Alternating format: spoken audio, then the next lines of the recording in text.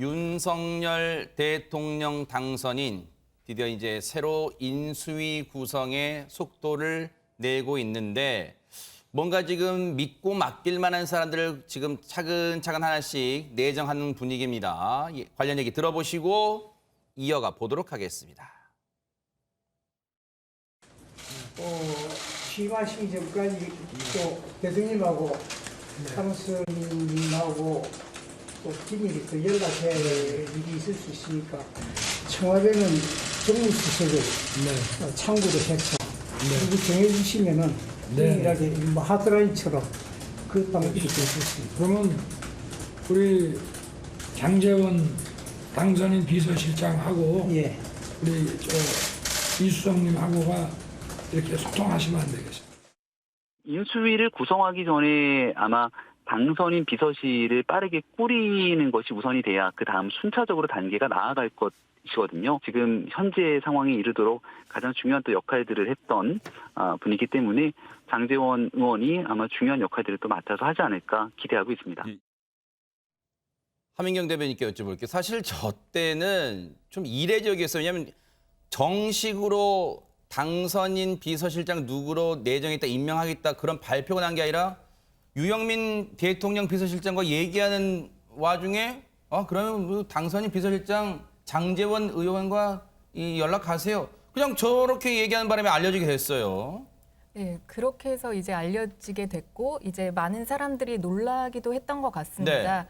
그런데 이제 당선인 비서실장이다 보니까 아까 전에 그 전 대변인님도 말씀하신 것처럼 좀 이렇게 중요한 의사소통이나 이런 부분이 좀 원활하게 이루어지는 그런 인사를 한 것 같고 네. 그리고 또 그 단일화 과정에서도 좀 또 중요한 역할을 또 중요하게 잘 해냈기 네. 때문에 그런 역할을 맡긴 것 같습니다. 아하. 네, 그리고 또 이제 대변인도 이제 임명을 하셨는데 네. 대변인으로는 이제 공보단장으로 역할을 크게 하셨던 김은혜 의원이 네, 공보단장에서 이제 당선인 대변인으로서 역할을 하게 됩니다.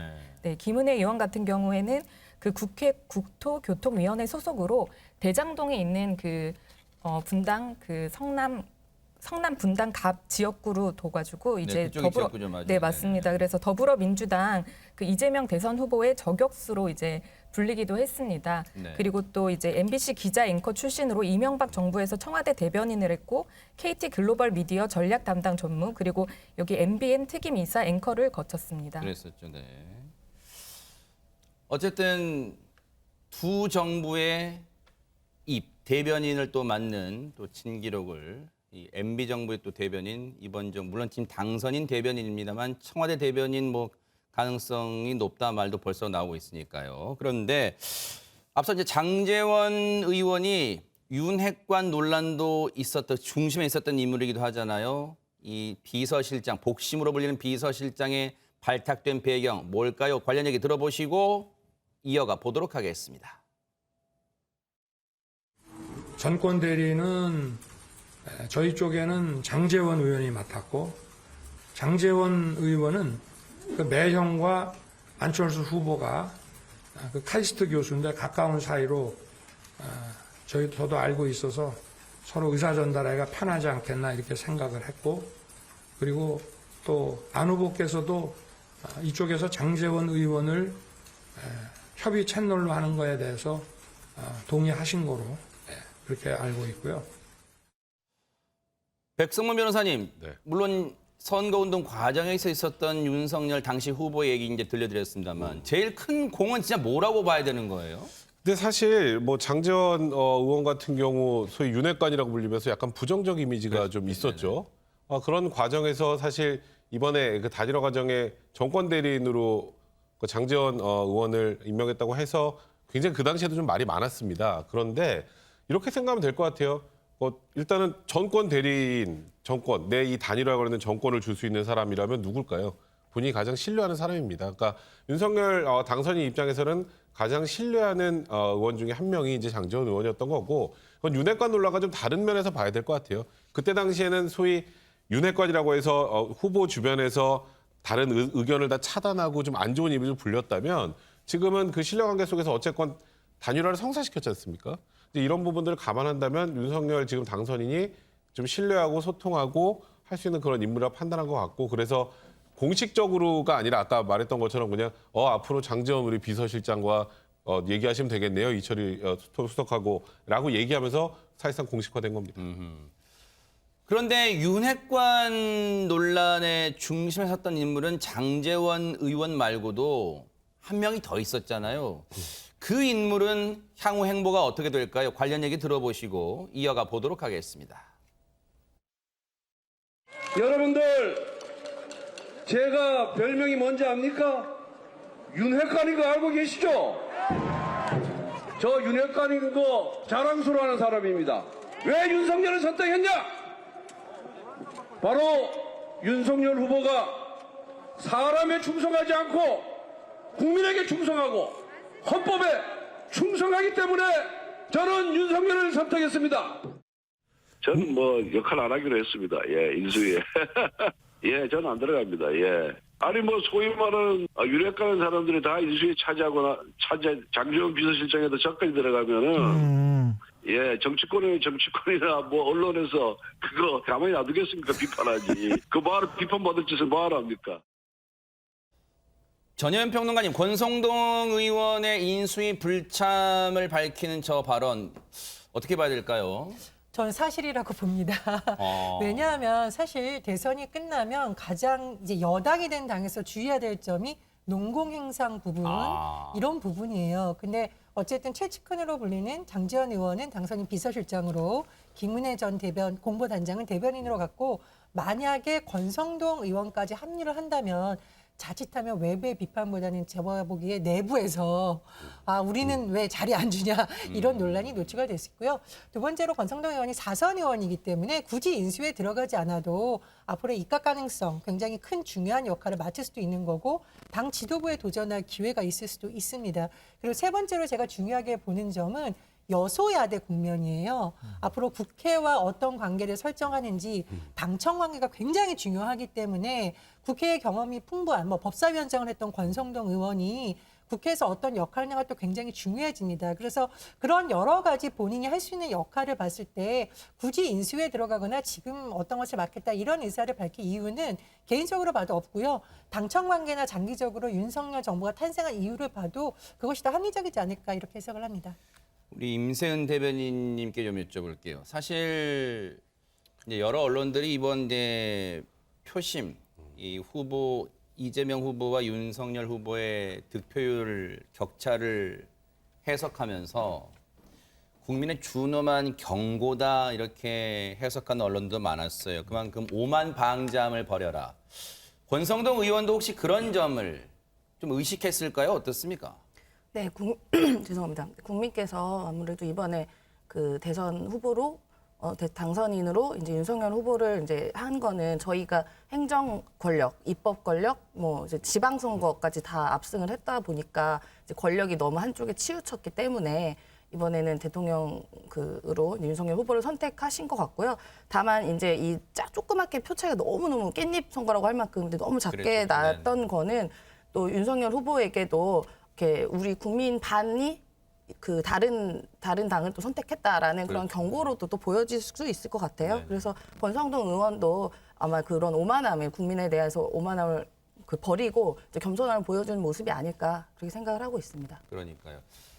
아마 그래서 더더욱 몸을 낮추라 그런 의미로 일단은 윤석열 당선인의 주변 핵심 이 인물들이 일단 그런 행보를 보인 듯합니다. 하지만 중요한 건 초반에 반짝 몸 낮추는 거 말고 진정성으로 국민이 눈 부릅뜨고 보고 있잖아요. 이 약속 실천되는지 볼 거래요. 그런데 배 소장님, 사실 이번에 이 윤석열 당선인이 이제 되면서 새롭게 이제 다시 입에 오르는 기구가 하나 생겼어요. 그게 뭡니까? 10년 만에 다시 생긴다는 기구가 뭡니까 이게? 인수위원회죠. 그럼 그전에는 없었어요? 지난번 때는? 10년 전에는 있었죠. 근데 지난 5년 전에는 탄핵 여파로 보궐이었잖아요. 보궐 때는 없었나 봐요. 보궐인데 사실은 그게 대통령의 임기는 5년부터 이제 새로 시작하다 보니까 인수위 없이 바로 시작이 됐죠. 비상시국에 그렇죠. 근데 인수위가 참 중요합니다. 네네. 왜냐하면은 이 인수위가 어떻게 구성되느냐에 따라서 또 여론의 평가가 이루어지기 때문에 네. 특히 윤석열 당선인의 경우에는 한 달, 두 달이 상당히 중요하다고 봐야 되죠. 아하. 그래서 임기가 시작될 때 어느 정도의 준비가 돼서 시작되느냐. 5월 9일까지는 인수위로 이제 운영이 되는데 그 다음엔 바로 이제 정부가 되는 거죠. 행정부가 되는 건데 이번에는 뭐 오미크론 여파도 있죠. 이러다 보니까 이제 인수위가 더 빨리 될 텐데 세 가지가 중요합니다. 네네. 하나는 철학. 아하. 인수위에서 철학이 만들어집니다. 그러겠죠. 네. 문민정부인지 국민정부인지 이전에도 인수위에서 이런 철학이 만들어지죠. 두 번째는 인사입니다. 아하. 인사가 여기서 대부분 이루어지거든요. 그러니까 누가 인수위원장이 되느냐부터 시작해서 인수위원이 누구냐. 또 여기서 벌써 이제 총리감, 그다음에 장관감 이런 사람들이 대두됩니다. 마지막으로는 정책입니다. 과연 어떤 정책은 선택해서 더 강조하고 또 어떤 정책은 이건 쉽지 않겠다. 이 선별 선택을 하게 되는 것이 바로 인수위이기 때문에 이때부터 여론평가가 됩니다. 네. 그러니까 대통령 국정 수행에 대한 평가는 계속해지만 당선인이 앞으로 잘할 걸로 얼마나 기대하십니까? 이 여론조사 또 실시돼요. 그만큼 인수위가 어느 때보다 네. 더 중요합니다. 인수위원장을 누가 맡을지가 지금 초미의 관심인 가운데 오늘 관심이 가는 회동이 있었습니다. 바로 윤석열 당선인과 안철수 국민의당 대표인데 어떤 얘기를 했는지 한번 들어보시고 이어가 보도록 하겠습니다.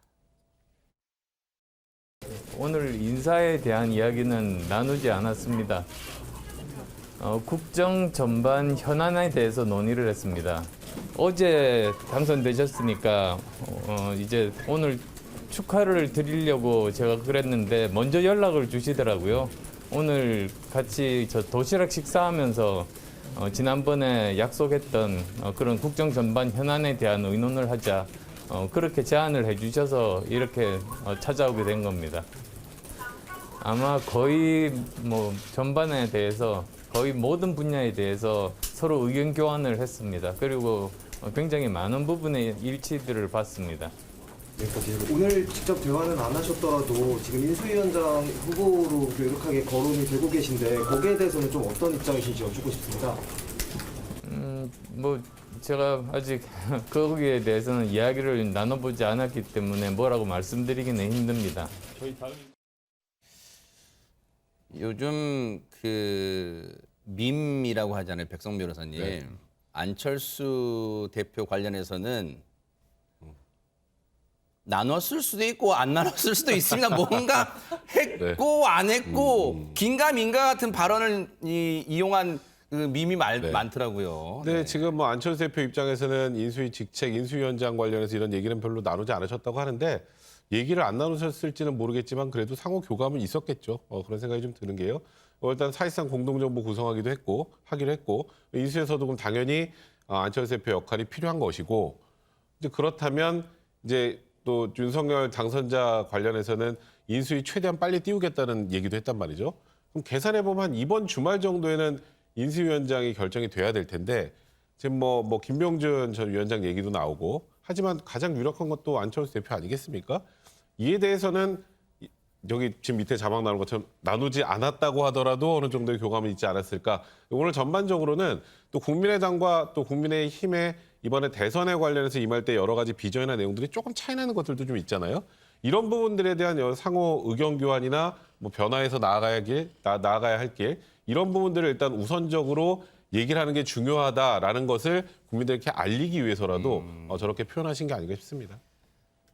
안철수 대표의 얘기를요. 요즘 유행하는 밈으로 표현해 보면 인사 얘기 나눴을 수도 있고 안 나눴을 수도 있습니다. 그 말인데 전혜연 평론가님 사실 5월 10일 취임 때까지 인수위 구성 또 그 안에서의 정책도 청사진 제시하고 많이 남은 것 같지만 많이 남지 않았어요. 계산해 보면. 그렇다면 오늘 진짜 그냥 도시락 먹으면서 국정 전반 두루두루 이런 얘기를 진짜 했을까 속도를 내야 될 것 같은데 진짜 인사 얘기 안 나눴을까요? 아직은 안 나눴다고 했잖아요. 그러니까 기자회견 이후에 할 수도 있죠. 오늘 지금 하고 계실 수도 있죠. 그러네요. 네. 제가 보기엔 저건 굉장히 고민을 많이 한 메시지가 아닐까 싶습니다. 만약에 지금 제가 인수위원장 맡기로 했습니다라고 하면 국민들이 결국 저 자리 가려고 다니라 했어? 이렇게 볼 수도 있어요. 그래서 제가 보기에 굉장히 조심하면서 국정 전반에 대한 얘기했습니다라고 보고요.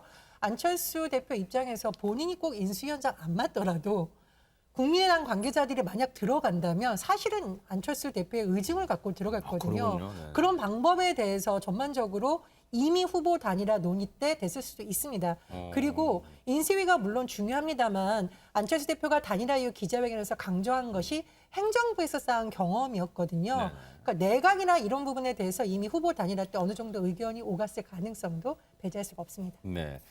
그런데 오늘 도시락 회동했다고 하는데 애초에는 배종찬 소장이 어디 큰 건물 가서 뭐 중국 음식 먹기로 했다 어쨌든 그런 말도 있었던 것 같은데 왜 도시락 먹는 거 바뀌었어요? 그 외부로 못 간 건 코로나 때문입니다. 아, 그래요? 이제 윤석열 당선인이 이제 어제 이준석 대표와 점심 식사를 했는데 이준석 대표가 신속 항원 검사에서 양성 반응이 나왔어요. 아, 그래요? 그래서 이제 취소를 하려고 그랬는데 윤석열 당선인이 검사를 내보니까 음성이 나와서 그냥 그대로 추진이 됐는데 뭐 추진을 하게 된 배경이 있겠죠. 왜냐하면 좀 약간 이게 우려가 되면은 혹시라도 모르니까. 그렇죠, 네네. 이게 스텔스 오미크론이라는 게 또 숨겨져 있을 수도 있는 거니까요. 아하. 그런데 진행을 한 것은 저는 한 세 가지 이유가 있는 것 같습니다. 첫 번째는 억측 배제. 자칫 잘못하면 다른 또 무슨 억측이 나올 수가 뭐 있거든요. 갈등설 또 뭐 계획대로 안 한다. 그러니까 이제 찬밥 또 뭐 더운 밥 뭐 이렇게 이야기가 또 나올 수가 있는 거니까 두 번째는 이제 다분히 여론을 의식한 거죠. 예, 예. 세 번째는 뭐냐? 어떤 현안을 논의를 또 해야만 되는 그런 이유가 있을 겁니다. 근데 이제 지금 굉장히 궁금해들 하시는 게 안철수 국민의당 대표죠. 지금 대표의 인 듯 아닌 듯 밈. 이게 사실은 2012년부터 나왔어요. 2012년 대선에서도 대부분의 왜냐하면 이게 데이터 분석을 제가 해야 되니까 빅데이터 분석을 해보면 이게 긍정인지 부정인지 긍정인지 잘 모르겠어요. 그럼 모호화법을 좀 썼어요, 진짜. 네. 인 듯 아닌 듯 할 듯 말 듯 완성인 듯 미완성인 듯.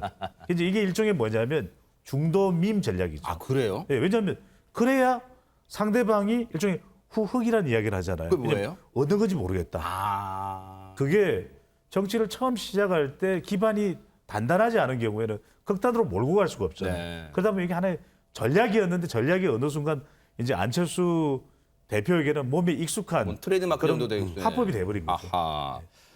일단 인수위원장은 아직 뭐 물망은 뭐 여러 사람이 오르고 있습니다만은 아직 결정되지 않았어요. 뭐 부위원장도 있는데 뭐 권영세 본부장 거론되고 있는데 본인은 고사인데 뭐 지금 또 이것도 아직 결정 안 됐어요. 뭐 쉬고 싶다고 하는데 뭐 놔줍니까? 나무가 가만히 있고 싶다고 해서 바람이 가만 놔두겠습니까? 어쨌든 그런 상황이에요.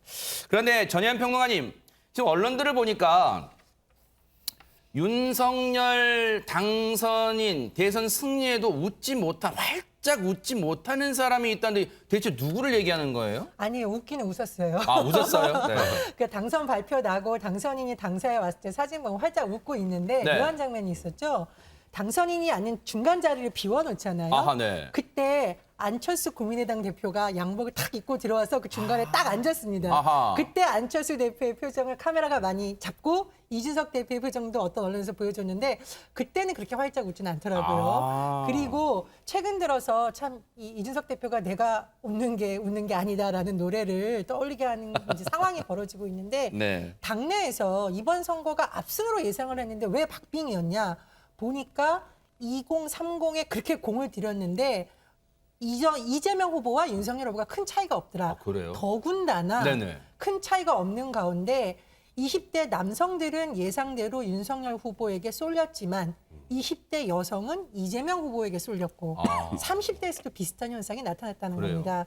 그러면 그동안 이준석 대표가 주장하던 이른바 2030 세대를 중심으로 한 세대 포이론이라는 것이 큰 효과가 없었다는 지적이 나오는 거고요. 두 번째로 당내에서 이준석 대표에 대한 비판론이 나오기 시작했다는 거죠. 그래요? 예, 예를 들면 이제 당 홈페이지에도 이준석 대표가 젊은 세대 관심 끄는데 역할했다라는 것도 있지만 하마터면 질 뻔했다라는 식으로 비판글이 올라오고 그리고 지금 당내 예를 들면 정태근 전 의원이 정무실장 선대위에서 했었는데 제가 깜짝 놀라서 발언을 봤더니 20대 남성, 30대 남성을 겨냥한 선거 전략 바람직하지도 않고 올바르지 못하고 성과도 못 낸 전략이다. 이렇게 따끔하게 지적을 했고요. 그리고 제가 이제 금방 속보를 보니까 깜짝 놀랐습니다. 뭐 떴어요? 네. 예, 조은희 전 서초구청장이 이번에 재보선에서 서초갑에서 당선이 됐잖아요. 네네. 근데 이제 사실은 초선 의원이 되는 건데 여가부를 부총리급으로 격상해야 된다. 이렇게 주장을 했다는 겁니다. 근데 초선 의원이 이렇게 발언을 했다라는 것은 그냥 한 게 아니라 당내에서 뭔가 이런 여론이 있거나 바닥에서도 지금 2030 여성을 중심으로 뭔가 역풍이 불사를 수 있다라는 걸 감지했다는 신호거든요. 그렇다 보니 선거에서 계속 뛰었던 이준석 대표로서는 마냥 웃을 수만은 없는 상황으로 보입니다. 아하, 그런 상황이군요. 그래서 지금 그런 기사가 나오나 봐요. 앞서 그럼 표심 분석 그래픽 좀 보여주세요. 우리 배 소장님 나온 김에 여쭤볼게요. 네. 진짜 여론조사 전문가 입장에서 보실 때 저 지금 보세요. 20대, 30대 이 연령별 또 성별 나와요. 정말로 이준석 대표의 이른바 젠더 갈라치기 또 세대 포이론 이게 약발이 안 먹힌 거예요. 오히려 역작용이 나온 거예요. 어떻게 봐야 됩니까? 그러니까 초반 약발은 먹혔죠. 그러니까 윤석열 후보 지지율이 곤두박질 쳤을 때는 그 지지율을 회복하기 위해서 2대남, 3대남을 겨냥해서 이때는 효과가 있었습니다. 그래서 어떤 평가까지 얻었냐면 이준석 매직, 마법 이런 소리까지 들었습니다. 근데 이제 이게 결과적으로 선거 후반부로 가면서 지금 화면에 보고 계신 것이 이제 출구조사 결과인데 20대 남자는 윤석열 후보, 20대 여자는 그 비율만큼 정반대로 이재명 후보 쪽으로 간 겁니다. 그러니까 이제 이번 대선을 보면 과연 20대 남자, 20대 여자, 30대 남자 여자가 과연 후보를 너무 좋아서 이렇게 지지를 했을까? 그게 아니라 이들의 어떤 젠더 갈등을 자극한 거예요.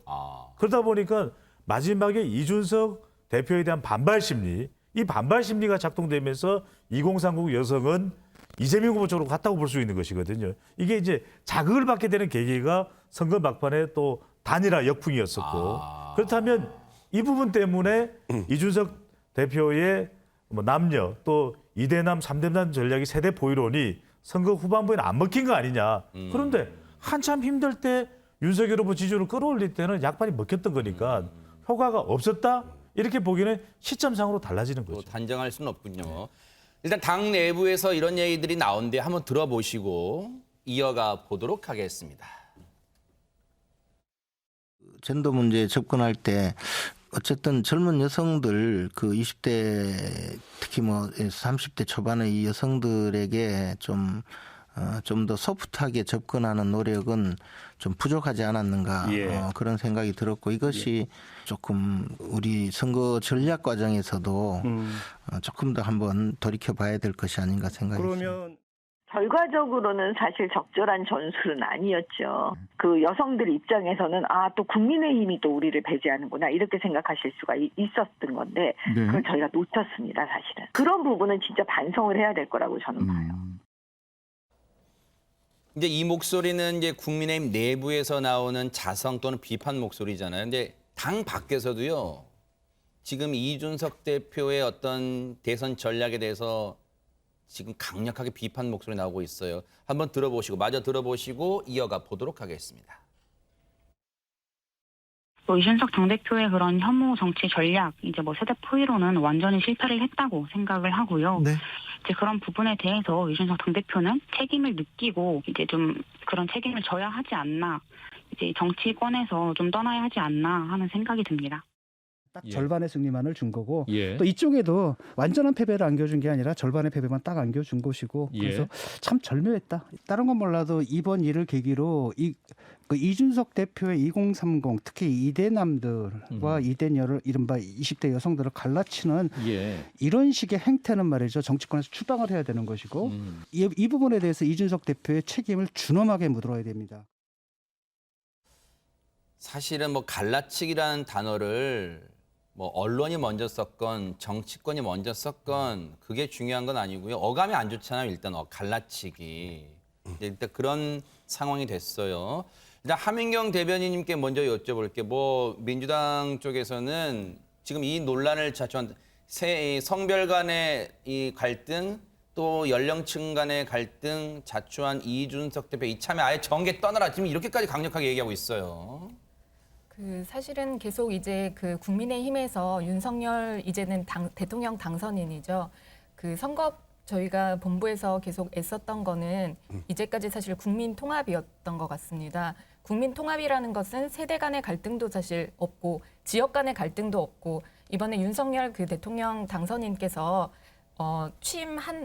그 대통령 당선인으로 이제 된 다음에 가장 첫 이제 언론 인터뷰에서 말씀을 하시기를 기자회견에서 얘기를 한 게 국민 통합을 누구보다 사실은 강조를 했고, 만약에 정말 국민의 이익과 이제 국익을 생각하는 방향으로 국정 운영을 한다면 이제 더 이상 뭐 진보나 보수나 대한민국에서 이런 부분이 없고 영호남을 가르는 이런 부분도 없다. 이런 말씀을 사실 되게 강조를 하셨습니다. 네. 그렇기 때문에 국민들이 이번에는 이제 정권 교체뿐만 아니라 국민 통합에 대한 그런 열망으로 사실은 지지를 해줬던 것 같고, 이준석 대표 같은 경우에는 이제까지 계속 저도 방송에 나왔을 때마다 계속 말씀을 들었던 게 굳이 왜 그렇게 표현을 해야 되는 것이냐 이런 말씀을 되게 많이 들었고, 그 부분에 대해서는 이준석 대표도 저도 잘 모르지만 이준석 대표도 많이 고민을 했을 거라고 생각이 들고, 또 6월 달에 이제 저희 지방선거가 있는데 그 지방선거 때도 이제 열심을 다해서 사실 이준석 대표가 당에 기여를 한 바는 그래도 의미가 있다고 생각합니다. 다른 부분이 아니라 젊은이들의 정치 참여를 사실 유도를 했고, 젊은이들이 정치에 실질적으로 이제 참여를 할 수 있게끔 그런 장을 만들었다는 점에서 사실 상당히 의미가 있다고 생각했고, 그리고 또 이제 여가부 폐지에 대한 부분이 사실 어떻게 보면 되게 큰 이슈였고, 그게 젠더 갈등으로 비춰졌을 수 있는데, 제가 이제 여성의 날에 저도 이제 논평을 사실 썼었습니다. 어떤 부분이냐면 정말 이제까지 그 참정권 빵과 이제 장미, 그게 되게 여성의 날에 되게 큰 부분이었습니다. 이제까지 용기가 있는 그런 여성들 덕분에 이제 권익이 향상이 됐고 이런 부분이 있었습니다. 그런데 기존의 여가부 같은 경우에 왜 폐지에 대한 논란이 많이 있었냐면은 문재인 대통령께서도 말씀을 하시기를 뭐 여가부 자체에서도 오해를 불러일으키는 그런 부분이 있다라고 말씀을 하신 것처럼, 기존의 여가부가 실질적으로 여성을 보호하는 것에 힘쓰지 않았고 네. 권력형 성범죄에 이제 침묵을 했고, 이런 부분 때문에 실질적인 권익 향상을 위해서 여가부 대신에 이제 새롭게 정말 여성을 보호할 수 있는 그런, 또 여성과 남성을 이제 갈라치기 사실 안 하고 정말 동등하게 성평등을 이룰 수 있는 그런 부서를 만들자는 게 이제 그 윤석열 정부의 그런 공약이기 때문에 그런 부분이 좀 지켜질 것이라고 생각하고, 여성이 믿을 수 있는 그런 정부가 되기를 한번 기대해 봅니다.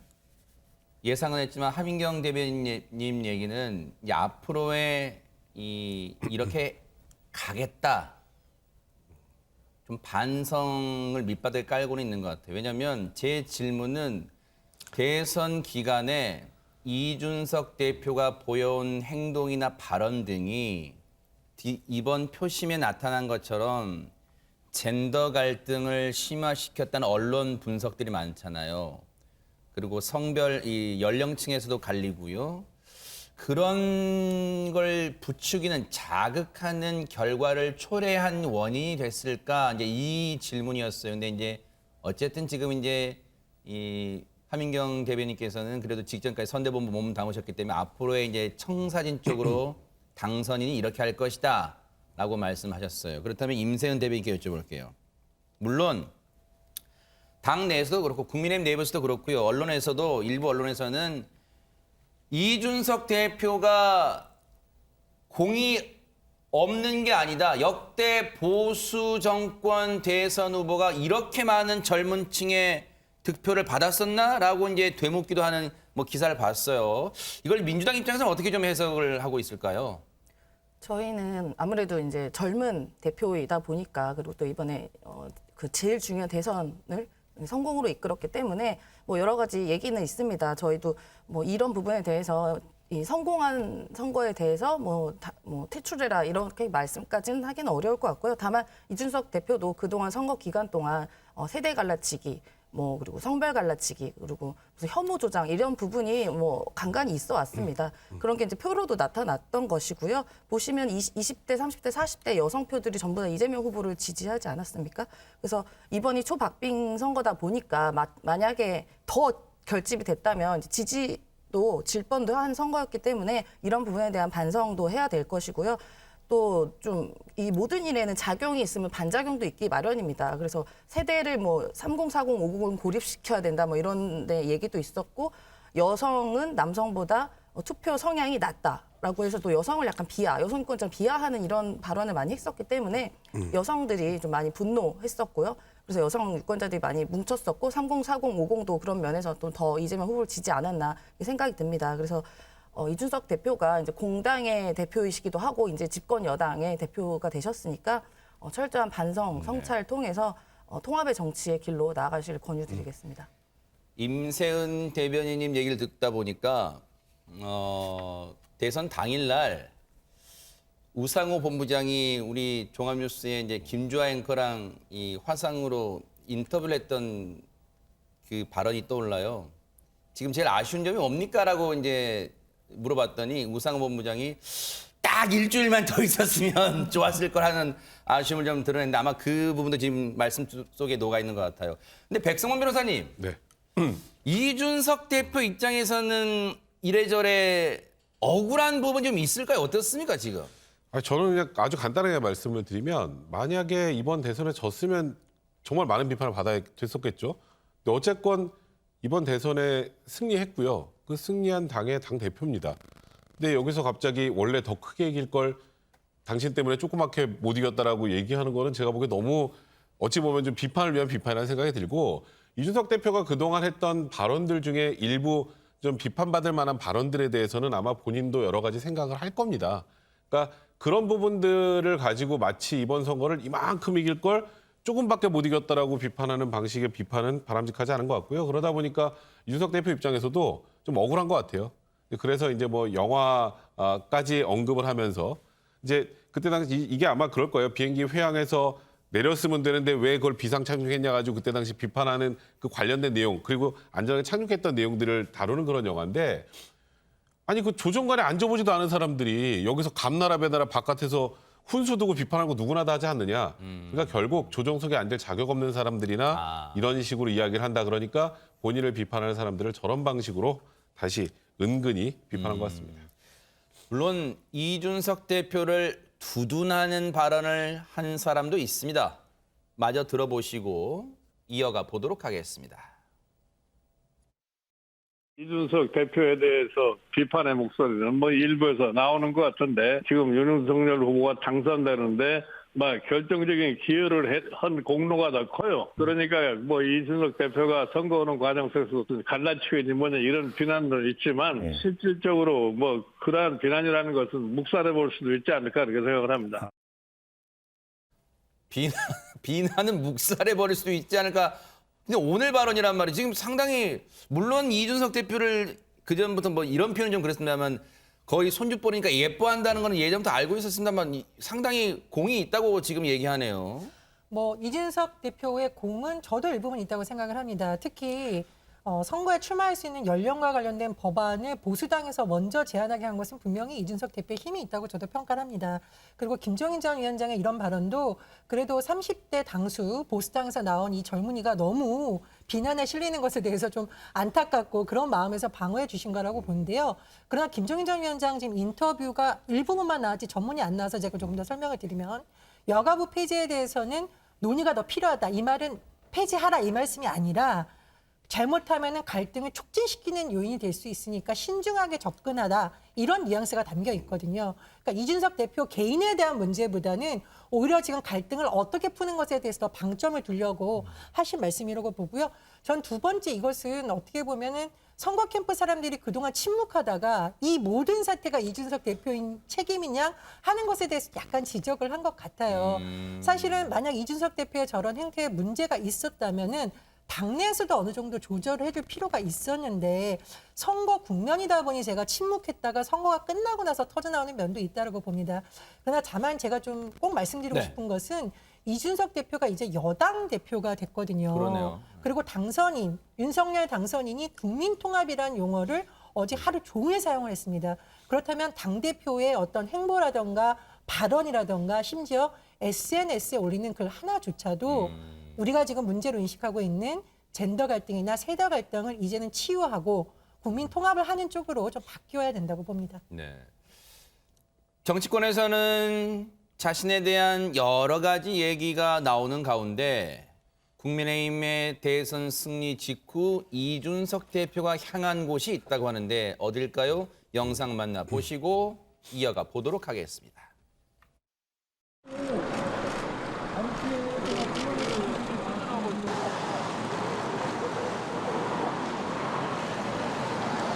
우리 존경하는 광주 시민 여러분, 이번에 저희 윤석열 당선인에게 우리 광주 시민의 소중한 한 표를 모아주셔서 저희가 당선되었습니다. 정말 감사드리고 저희가 이번에 우리 광주 시민들의 과분한 사랑을 받아서 보수 정당 대통령 후보로서는 역대 최고의 이런 표를 얻게 되었습니다.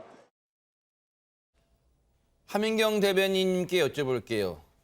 첫 일정으로 광주를 갔어요. 어떤 의미일까요? 이게 어떻게 해석을 해야 되는 거예요? 이제까지 국민의힘 선거본부에서 그 윤석열 그 대통령 당선인이랑 같이 해왔던 그런 모든 행보가 국민을 진심으로 대하고 사실 국민에게 국민을 위하는, 국민만 바라보는 그런 정부였습니다.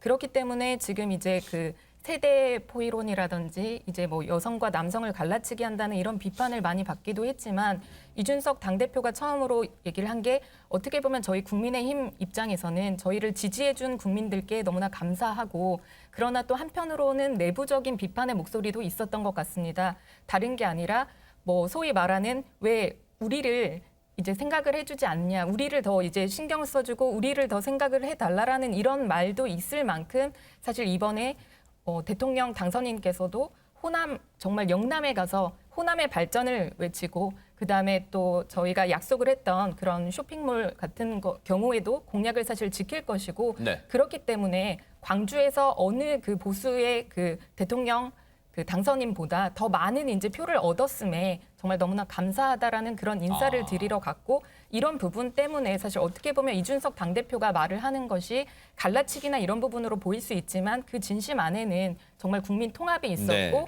그게 이제 당선인 대통령 당선인으로서 앞으로 이제 할 정부가 약속한 가장 큰 과제이기 때문에 그런 부분으로 찾아간 것이 아닌가 싶습니다. 배 소장님께는 이 질문 드려볼게요. 이 질문과 함께 하시고 싶었던 말씀 해주세요. 이제 저 행보를 그냥 시쳇말로 시청자분들 이해하기 쉽게 혹시 그런 거예요? 화장실 가기 전 마음과 가고 나서 마음 그게 다르지 않다는 걸 보여주고 또 우리 시쳇말로 뭐 얻고 나면 입 싹 닫고 그런 거 아니라는 걸 지금 보여주는 거예요? 뭐 어떻게 해석해야 되는 겁니까? 두 글자입니다. 전략이에요. 전략. 저는 우리 이슈파이트를 통해서 계속해서 설명을 드렸던 것이 호남 가구, 호남 공들이기가 그냥 호남표가 아니에요. 이번에 25만 표로 가까스로 윤석열 당선인이 승리를 냈는데 서울에서 31만 표 차이가 납니다. 호남 공들이기는 뭐다? 서울 표심이에요. 서울 표심입니다. 그러니까 이건 뭐냐? 이준석 대표의 마음속에는 말 그대로 서울 민심이 담겨 있는 거죠. 그러니까 지역으로만 따지면 대구 연고나 보수 정당의 대표면은 부산을 갔어야죠. 대구를 갔어야죠. 그런데 왜 광주를 갔을까? 그거는 본인의 미래 전략입니다. 앞으로의 미래는 더 이상 지역 감정, 지역벽, 이번에 이제 결집을 한 것은 호남 몰표, 영남 몰표는 말 그대로 치열한 2년간, 진영간 대결이라서 그런 거고 이걸 미래로 생각해 보면 30대 당대표는 뭐 생각하겠습니까? 자기의 40대, 50대 미래 전략이 담겨 있겠죠. 그렇다면 호남에 가서 이렇게 공을 들이면 수도권 민심을 내가 얻을 수 있다. 이 판단이 있을 겁니다. 혹시 그거 준비된 게 있으면 좀 보여주세요. 뭐냐면 이 역대 대선 때보다 호남 광주에서 얼마나 얻었는가 이제 딱 나오네요. 보세요. 역대 보수정당 대선 호남 득표율 광주에서는 보세요. 그전에는 8.59%로 17대 대선 이명박 후보가 제일 많이 얻었네요. 광주만 놓고 보면 일단. 그다음 7.76, 1.55. 전남으로 치면은 박근혜 후보가 제일 많이 얻었고 전북도 박근혜 후보가 많았습니다. 자, 이걸 놓고 보면 임세은 대변인님께 여쭤볼게요. 물론 정치에서 그때보다 지금 광주, 전남, 전북 다 올랐어요. 네. 다 지금 두 자릿수고. 정치에서 결과론을 놓고 얘기한다는 참 무의미하다고 이제 많은 분들이 얘기는 하세요. 그럼에도 결과론 갖고 한번 여쭤볼게요. 그래서 민주당이 지금 저 표가 저 두 자릿수가 안 나오게 한 자릿수로 묶었다면 호남에서 득표율을 국민의힘이 득표율을 그렇다면 이 0.73%의 격차 득표 격차 뒤집혔을 수도 있겠다 뭐 그런 생각 하실 것 같아요. 뭐 모든 지역에서 아쉽죠. 그렇죠. 특히나 서울 쪽에서의 그 표 차이가 저희 당선을 갈랐기 때문에 그 부분이 제일 뼈 아프고요. 뭐 저희가 호남을 많이 공들인 걸로 알고 있습니다. 윤석열 후보가 자주 찾아가서 공을 들였기 때문에 그러한 부분에 대해서 이제 좀 정성을 인정한 거 아닌가라고 생각하고, 저희들은 이렇게 지역이 통합되고 꼭 여기라고 민주당을 찍어야 되고 꼭 이쪽이라고 국민의힘을 찍어야 된다라는 건 이제 점점 좀 희석이 되지 않을까라고 생각하고 있습니다. 네. 그래서 바로 이준석 대표의 저 행보, 우리에게 많은 어떤 과제도 던져줘요. 왜냐하면 뭐 정치권에서는 뭐 국민의힘이 호남 쪽 가는 걸 뭐 서진이라 그러고 민주당이 영남 쪽 가는 동진이라 그러는데, 사실 그 표현도 뭐 마뜩치 않습니다만 어쨌든 결과는 일단 그런 상황이고요. 근데 백성원 변호사님, 광주를 갔는데도 뭐 이준석 대표가 조금 좀 곤혹스러운 일을 좀 당했다면서요? 뭐 지금 뭐 이준석 대표 입장에서는 호남에서 최고 득표를 올렸다라고 얘기하지만 본인의 당초 목표보다는 많이 이제 좀 줄었죠. 네. 그러다 보니까 저것도 많이 퇴색이 되긴 했었는데, 문제는 지금 어쨌건 호남에서 얻은 지지보다 더 많이 호남에서 지지를 보낸 후보는 이재명 후보죠. 그러다 보니까 또 일부 또 시민들이 이준석 대표가 호남에 당선에서 오는 게 굉장히 못마땅했나 봅니다. 그러니까 뭐 협박 전화도 오고 차량으로 들이받아버리겠다, 뭐 이런 협박 전화까지 받았다고 해서 경찰 경호 인력도 좀 많이 늘렸다고 합니다. 근데 그것보다 이준석 대표가 오늘 아침에 몸 상태가 좋지 않아서 오늘 광주 한 병원에서 신속 항원 검사를 했는데 코로나19 양성 판정이 나왔습니다. 관계자 한 10명 중에 수행원 2명도 양성이 나와서 일단 PCR 검사를 받고 지금 결과를 기다리고 있는 그런 상황이고요. 원래 오늘 코로나 검사를 받지 않았으면 더 많은 호남 지역을 좀 찾아갔을 텐데 그걸 하지 못한 것에 대한 아쉬움을 드러내기도 했습니다. 네. 이번 대선에서 스포트라이트를 받지는 않았습니다만 그래도 늘 관심을 받았던 인물이기도 합니다. 국민의힘 인물인데 누굴까요? 백성문 변호사님, 그 인물 얘기도 좀 해볼까요? 네, 홍준표 의원입니다. 홍준표 의원이 이 대선 이후에 과연 어떤 역할을 할 것인가에 대해서의 얘기들이 많이 그랬죠. 있었는데 일단 대구시장에 도전하시려고 하시는 것 같습니다. 그래요? 일단 중앙 정치는 윤석열 당선인에게 맡기고 지금 제가 알기로는 나를 키워준 대구부터 리모델링을 하는 것이다. 그래서 그것 때문에 하방을 결심했다라고. 그래서 이제 온라인 플랫폼 청년의 꿈에 그런 내용들을 올렸는데요. 일단은 과거 이제 경남지사도 하기도 하셨었고 또 대선 후보도 나가시고 해서 대구시장에 또 나가는 건 너무 좀 과한 것 아니냐라는 그런 비판, 당내 비판도 분명히 있는 상황입니다. 일단 뭐 권영진 지금 현 대구시장도 그렇죠. 지금 뭐 3선을 도전하시려고 하는 상황이라 이 지역도 이제 앞으로 지방자치단체 선거에서 어떻게 작용할지 좀 지켜봐야 될 것 같습니다. 그러네요. 전희연 평론가님, 근데 사실 이 부분 놓고도 앞으로 이제 지금은 윤석열 당선인 쪽에 이제 관심이 맞춰져 있긴 하지만 지방선거가 다가올수록 조금 이 갑론을박이 있을 중요한 대목인 것 같아요. 어떻습니까, 이 부분은? 근데 홍준표 의원이 그냥 의원이 아니죠. 당대표도 하셨고 네. 대선 후보도 하셨습니다. 그리고 소위 말해서 보수당의 그래도 강세 지역인 경남지사도 하셨거든요. 그런데 또 대구시장에 출마한다? 이거는 비판론이 나올 수 있다라고 생각을 해요. 사실 뭐 저는 갈라치기 이런 거에 대해서는 굉장히 비판적입니다만 지금 그래도 국민의힘이 대선에 성공하게 되는 데는 어쨌든 2030에 많은 관심을 가져준 부분이 있고 당선인도 이 2030 세대를 적극적으로 기용하는 것에 대한 의지를 밝혔고 선거 과정 내내 국민의힘에서 그런 의지를 밝혔거든요. 그런데 굳이 이렇게 거물급인 인사들이 대구에 다시 출마하고 더군다나 현직 시장이 같은 당인데 간다? 이게 좀 명분이 약할 수 있다는 생각이 들고요. 그냥 이거는 뭐 제가 꼭 홍준표 의원만을 겨냥해서 그런 것이 아니라 여도 야도 청년 정치인 육성 양성했으면 이번 지방선거 때는 차라리 출마를 하시려면 험지로 가셔서 외연을 확장하시고 젊은 인재들을 좀 많이 발탁을 하셔서 이른바 강세 지역에서부터 좀 공천을 하시는 건 어떨까 그런 생각이 듭니다. 네. 더 큰 꿈을 향한 발판 아니냐, 벌써 그런 해석이 나오고 있어요. 언론들은 일단 지켜보도록 하겠습니다.